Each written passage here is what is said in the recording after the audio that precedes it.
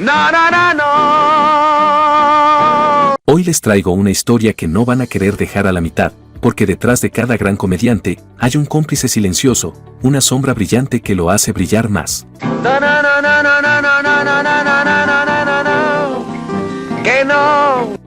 Y sí, aunque todos conocen al Pachuco desastroso, muy pocos saben quién era el hombre serio que lo acompañaba en cada escena, en cada risa, en cada borrachera de cine, hasta el final.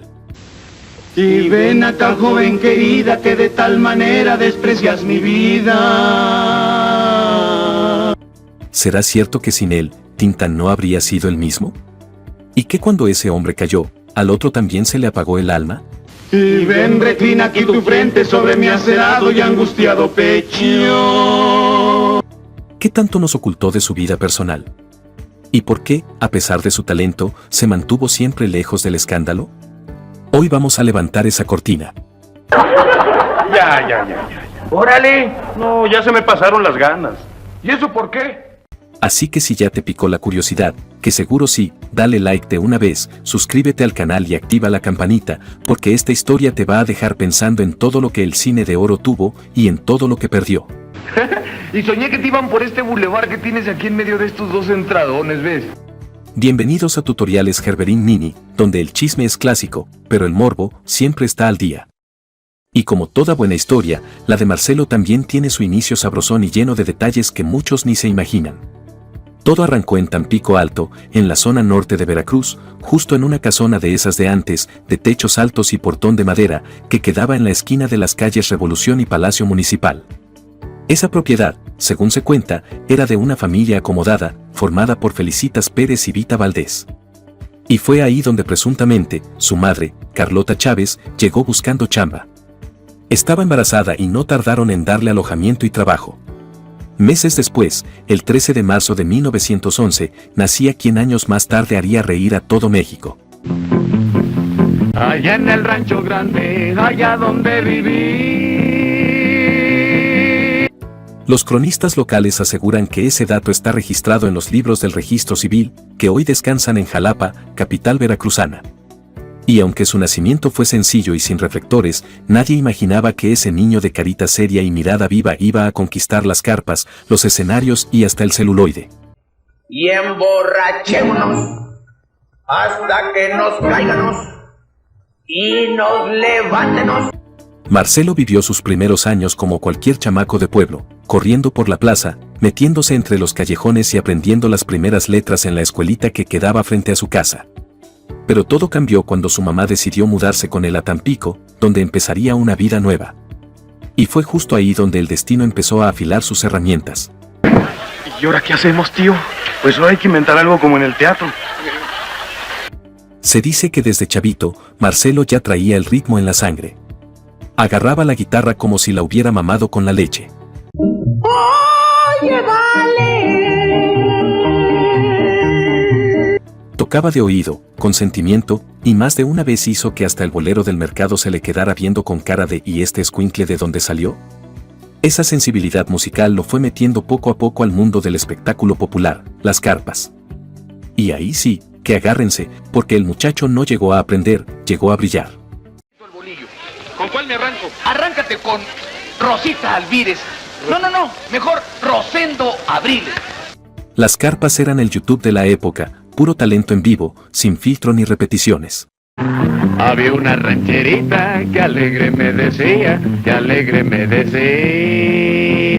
Ahí se combinaba el albur con el requinto, la risa con la crítica social, y si no conectabas con la raza, te bajaban entre rechiflas. Mi compadre no es perro para inspirar lástima. Este es el templo de la justicia y venimos a que se nos imparta justicia. Pero Marcelo no solo sobrevivió, encantó. Tocaba, actuaba, improvisaba, y como quien no quiere la cosa, empezó a hacerse de nombre. La piojita se llamaba Pica y Salsa, y a todo mundo le... Pero volviendo a la historia, ya instalados en Tampico, la inquietud artística de Marcelo no daba tregua. Como quien es llamado por un destino ya escrito, cada vez que se enteraba que llegaban carpas al famoso barrio de La Unión, ahí iba el chamaco, corriendo con los ojos brillosos, a pegarse como estampilla afuera del Teatro Tallita. Ese teatro, propiedad de la familia Morones, era un hervidero de talento, y Blanquita Morones, la actriz principal, era algo así como la estrella del barrio. Marcelo no perdía oportunidad para colarse, aunque fuera entre bambalinas, solo para respirar ese ambiente de luces, música y aplausos. Y claro, como buen necio de vocación, tenía la mirada puesta en el escenario, la puerta no se le abría fácil. Por ser menor de edad, no lo dejaban chambear. Pero Marcelo, terco como mula con antojo, insistió tanto que su mamá, después de tantos ruegos, le dio luz verde. Fue así como entró de lleno al mundo de la carpa, esa escuela donde no hay ensayos generales, solo funciones de verdad. Una vez dentro, lo demás fue puro camino andado. Se aventó un recorrido de casi una década por toda la República Mexicana, Centro y Sudamérica. 10 años de forjarse en el ruedo, cargando su guitarra y su talento, hasta que a su regreso, ya no era el mismo chamaco que se asomaba desde la orilla del escenario. Ahora volvía como actor principal, con 24 años y una trayectoria que muchos envidiarían. Lo que nadie sabía era que el destino le tenía preparado un encuentro que le daría un giro de 180 grados a su carrera y lo marcaría para siempre. Bien, a los demás echadlos a las mazmorras y mañana mismo los vendemos como braseros. Con vuestra bella excelencia. ¿Y cómo fue que Marcelo conoció a Tintán? Esa es la parte jugosa del cuento. Resulta que por aquellos años, Marcelo andaba actuando en solitario. Hacía sus rutinas, sus canciones, sus momentos de risa, todo a su estilo. Pero todo cambió en una presentación en Ciudad Juárez, Chihuahua. Ahí se topó con un torbellino de carisma, un tipo con verbo suelto y ritmo en las venas, Germán Valdés, mejor conocido como Tintán. Según se rumora, fue una de esas coincidencias que parecen sacadas de una película. Tintán, que en ese entonces era locutor de la radiodifusora XCJ, fue invitado por el cómico Paco Mellor a una caravana humorística. ¿Y quién creen que también iba en ese combo de risas y música? Pues sí, Marcelo Chávez. Desde la primera convivencia, la conexión fue inmediata. Nada de competencias, ni egos ni poses. Al contrario, se cayeron tan bien que el apodo de carnales se les quedó pegado como etiqueta. Esa amistad se fue cocinando al fuego lento de la gira, de las noches de carpa, del compartir camerino, tacos y anécdotas. Y de ahí nació una de las duplas más memorables del cine mexicano. Empezaron con números cómico-musicales que tenían de todo, canciones sabrosonas, albures finos, imitaciones y esa química que, la neta, no se ensaya, se tiene o no se tiene. Marcelo ponía la base con su guitarra, dándole ritmo y estilo, mientras Tintán se trepaba al escenario con ese personaje pachuco, bailarín y desastroso que lo volvió leyenda. Y aunque suena sencillo, esa fórmula de música más comedia más carisma fue dinamita pura. No tardaron nada en saltar del escenario de carpa a la pantalla grande, y una vez ahí, ya no hubo vuelta atrás. El piojito se llamaba Chupasangre y era el galán joven del barrio, el cabezón. Y así, entre risas, canciones y ocurrencias, Marcelo Chávez y Tintán se colaron por la puerta trasera del cine nacional, pero no tardaron en robarse el escenario completo. Su primera aparición juntos fue en 1944 con una participación modesta, pero sabrosita, en la cinta Hotel de Verano, una comedia ligera protagonizada por Ramón Armengol y Janes Logan. El argumento era un enredo romántico entre padre e hija, cada uno metido en su propia aventura amorosa dentro de un hotel veraniego donde, como era costumbre, no podían faltar los números musicales. Y fue justo en esos segmentos musicales donde aparecieron Marcelo y Tintán, derrochando chispa entre melodías y albures finos. De hecho, en esas mismas escenas también participó nada más y nada menos que Pedro Vargas. No me beses, porque voy a morir. Ese mismo año llegó una de las joyitas que selló su destino como pareja cómico-musical, El hijo desobediente. Protagonizada por Germán Valdés en su primer rol principal como Tintán, acompañado por Cuca Escobar, Delia Magaña, Natalia Ortiz y una jovencísima Marga López, que por cierto, debutaba también como protagonista.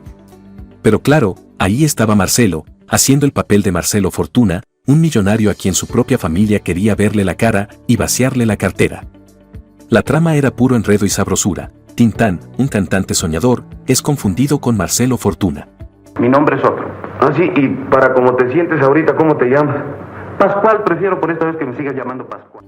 Al enterarse, el verdadero millonario decide seguirle el juego y se hace pasar por su propio mayordomo para descubrir las verdaderas intenciones de sus familiares. Y como buen toque de comedia mexicana, la historia termina con una borrachera monumental en un cabaret que los lleva directito a la delegación. Puro humor de barrio con tintes de crítica social y con una dupla que ya había conquistado al respetable. Para 1947 ya no había vuelta atrás. Marcelo y Tintán eran un equipo inseparable, y lo confirmaron con El Niño Perdido, una comedia que mezclaba lo absurdo con lo entrañable. En ella, Tintán interpretaba a Agustín, un joven criado por sus tías como si todavía fuera un escuincle, y que cada noche, a las 7 en punto, se transformaba en un lobo que salía a corretear mujeres. Todo esto mientras su abuelo, don Jacobo, llegaba sin tener idea de las excentricidades con las que estaban educando al nieto. Feo, fuerte y formal, lo dicen mis dos tías. Estupendo.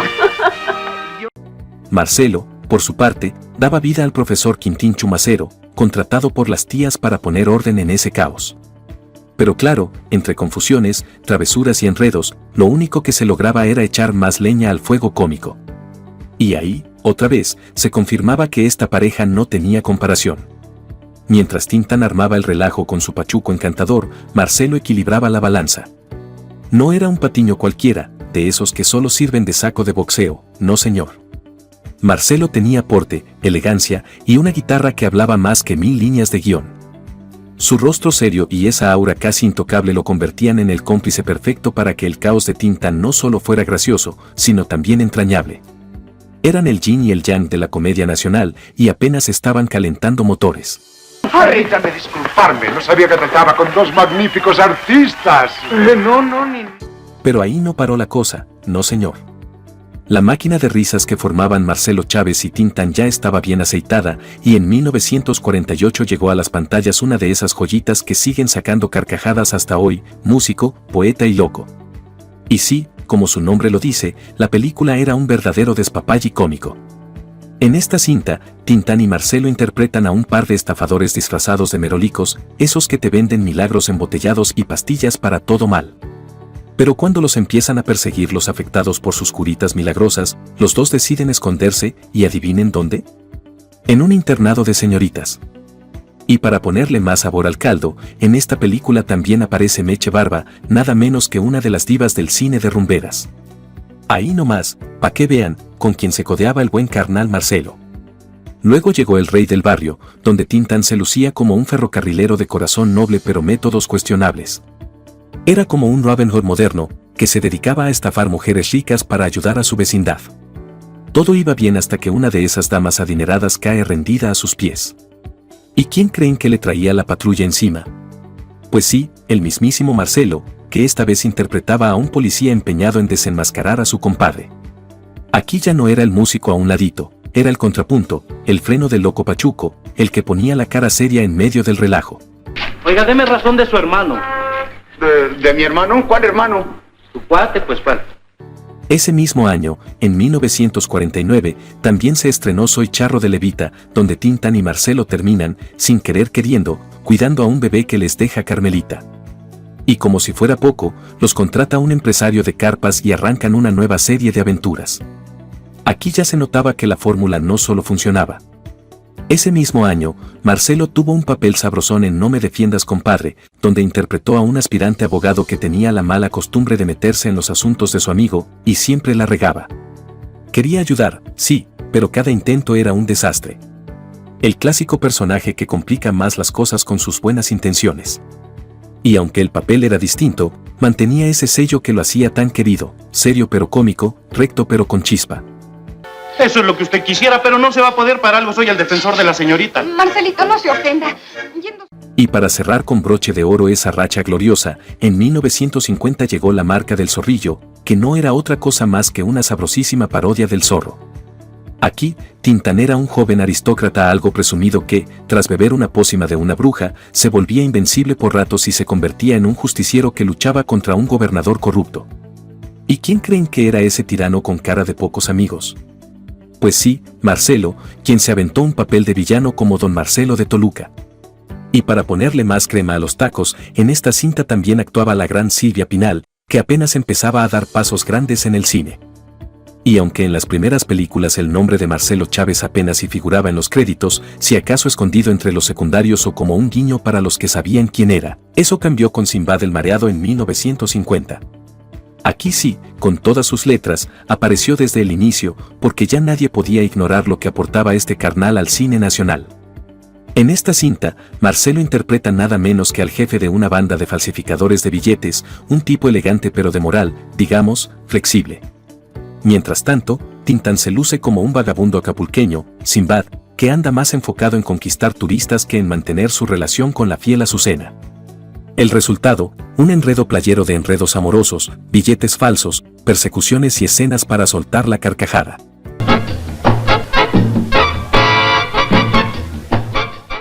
Y como era de esperarse, la química entre Tintán y Marcelo vuelve a ser el alma de la fiesta. La gente salía del cine comentando más de una escena donde, aunque Tintán era el protagonista, Marcelo se robaba el momento con su estilo discreto pero chispeante.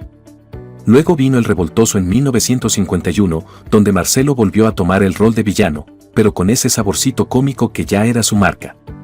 Aquí, el personaje de Tintán es un vecino bien intencionado pero que enreda todo lo que toca. Marcelo interpreta a un ladrón que le hace ver su suerte al pobre Revoltoso, metiéndolo en líos que ni él entiende.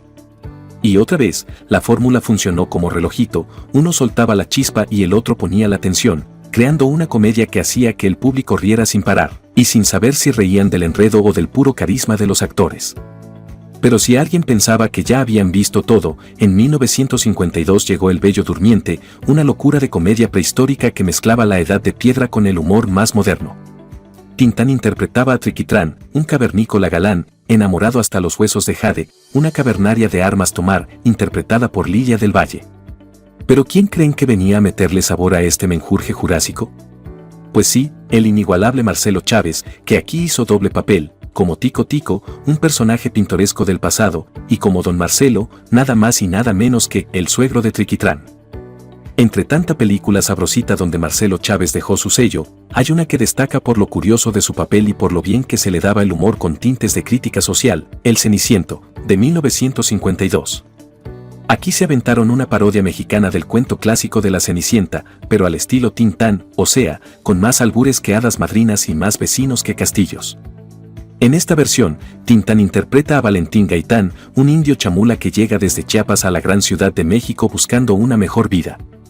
Lo reciben en casa de los chiapanecos Marcelo y Sirenia, que tienen una docena de hijos y una cartera igual de flaca que su paciencia. Marcelo, interpretando a una especie de madrastra moderna pero en versión cuate endeudado, se vuelve el antagonista, lo trata con desprecio, le pide dinero y, al enterarse que no trae ni para los frijoles, lo corre sin miramientos. Bueno, pues ahí los dejo. Síguemelo enseñando. Vente tú, panza de ahogado. Pero vamos, hombre, no seas cargado. Aunque pareciera un papel menor, su presencia es clave, porque representa ese personaje amargado que todos conocemos, el que mira en menos al que llega del pueblo, y que después se muerde la lengua. Marcelo supo darle ese toque justo entre odio y risa que lo hacía tan especial, era villano, sí, pero uno que te hacía reír sin dejar de odiarlo tantito. Al año siguiente, en 1953, llegó El Vagabundo, una de esas películas que te sacan la risa con una mano y la lagrimita con la otra. Tintán interpreta a un pobre diablo que, aunque vive en la calle, es generoso y de buen corazón. Cállate la boca, hoy te doy tu taco. Y conste que no porque es Navidad. ¿Sí? ¿De qué lo quieres? Comparte su comida con un niño hambriento que mira un pollo asado desde el cristal de una vitrina. Pero como buena comedia de enredos, termina metido hasta en un circo, más específicamente en el zoológico de ese circo. ¿Y quién creen que es el mandamás del lugar? Pues sí, Marcelo, que aquí se avienta el papel del dueño del circo. Aunque no aparece como protagonista, muchos coinciden en que su participación, sobria pero bien colocada, le dio un balance tremendo a la cinta. Disfrazado que ni él mismo lo sabe. Déjate de adivinanzas y habla en plan. Y algunos hasta se han atrevido a decir que sin él, la proyección de Tintán no habría tenido el mismo impacto. Pero no crean que Marcelo se quedó estancado en los mismos proyectos. En 1967 sorprendió a muchos con su aparición en Un par de robachicos, una cinta donde no actúa junto a su eterno carnal Tintán, sino con Marco Antonio Campos Viruta y Gaspar Enaine Capulina. La película gira en torno a un caso de identidad equivocada, donde los personajes de Viruta y Capulina son confundidos con unos robachicos. ¿Y quién era el verdadero jefe de esa banda? Pues nada más y nada menos que Marcelo Chávez, demostrando que también podía brillar sin necesidad de estar bajo la sombra del pachuco más famoso del cine nacional. En cuanto a su vida personal, Marcelo Chávez parecía pertenecer a otro mundo. Uno sin reflectores encandilantes, sin paparazzis tras la cortina, sin escándalos mediáticos. Su hijo contó años después que estuvo casado y que tuvo 2 hijos, Marcelo y Lourdes. Pero hasta ahí. Nada de amores platónicos con estrellas, ni pleitos en camerinos, ni escenas de celos con divas del momento. Esa discreción casi sagrada lo volvió aún más querido, más respetado, más legendario. Marcelo fue, en muchos sentidos, lo contrario del escándalo. Y eso, en una industria donde el escándalo es moneda corriente, lo hizo especial. Mientras otros se daban hasta con la cubeta en entrevistas o columnas de chismes, él cultivaba una reputación intachable, casi sagrada. Y ahí radicaba su encanto. Uno pensaría que al estar al lado de una figura tan estruendosamente carismática como Tintán, terminaría eclipsado. Pero no. Marcelo no era sombra ni adorno, era cimiento. Era justo lo que ese huracán necesitaba. Desde su primera aparición verdaderamente estelar en El hijo desobediente, quedó claro que no era un extra con líneas. Tenía peso, tenía ritmo, tenía voz, aunque hablara poco. Tristemente, el telón se cerró sin previo aviso para uno de los grandes del cine mexicano. El 14 de febrero de 1970, justo el Día del Amor y la Amistad, una fecha que muchos asocian con flores, sonrisas y abrazos, el corazón de Marcelo Chávez dejó de latir. Tenía apenas 58 años. Algunas versiones dicen que fue un infarto, otras apuntan a un accidente cerebrovascular. Pero más allá de la causa exacta, lo cierto es que su partida fue repentina y devastadora. Llegó la noche y estaban ya dormidos cuando un gran peine... El cine mexicano, que tantas veces se vistió de gala con su presencia, se cubrió de luto. Pero quien más lo resintió, sin duda, fue su carnal del alma, Germán Valdés, Tintán. Para él, la noticia fue como una cachetada directa al corazón. Según relató su hija Rosalía Valdés, aquel día quedó grabado con fuego en la memoria de la familia. Tintán recibió la llamada fatídica en su casa. Al escuchar que Marcelo había fallecido, soltó el teléfono. Se puso pálido como papel y tuvo que ir hasta la ventana de su recámara, buscando aire, como si la noticia le hubiera robado el aliento. Rosalía Julián, la madre de la actriz y esposa de Tintán, también fue testigo de ese momento de quiebre. Y no fue un simple susto pasajero. La tristeza que lo invadió se le quedó adentro. Cuentan que ya nada fue igual. Que a pesar de seguir trabajando y haciendo reír, su chispa, esa que lo hacía brillar como nadie en escena, ya no era la misma. Como si con la partida de Marcelo se hubiera llevado no solo a su amigo, sino también una parte de su alma. Y es que la dupla que formaron no era de esas que se improvisan o que se dan por contrato. Era una hermandad genuina, de esas que se cocinan en camerinos, giras, madrugadas, carcajadas y silencios compartidos.